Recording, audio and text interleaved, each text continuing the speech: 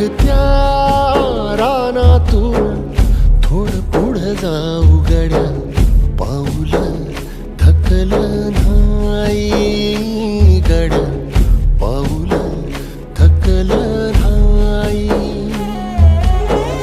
झालो बरबाद जारी, बसला घाव उरी, कलेची आग सार जाळून बी जाईना. अडला घास असा का वनवास असा, पण हो ध्यास अजून बी माग राहीना. सुकलेल्या भाकरीला पाण्यासंग खाऊ गड्या, पाऊल थकलं नाही गड्या.